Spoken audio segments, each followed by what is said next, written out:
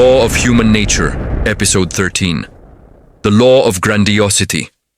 Sa loob-loob ng maraming tao, naniniwala silang sila ay espesyal.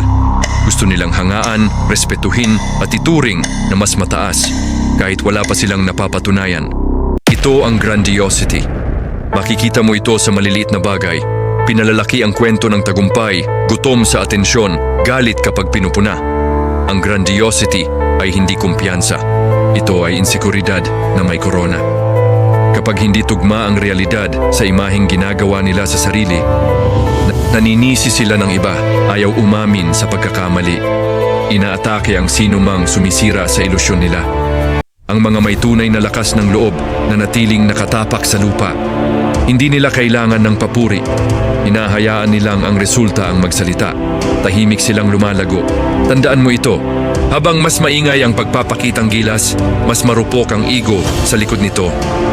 Ang tunay na kapangyarihan, hindi humihingi ng palakpakan. Ipinapakita ito sa disiplina, pagpapakumbaba at tahimik na kontrol.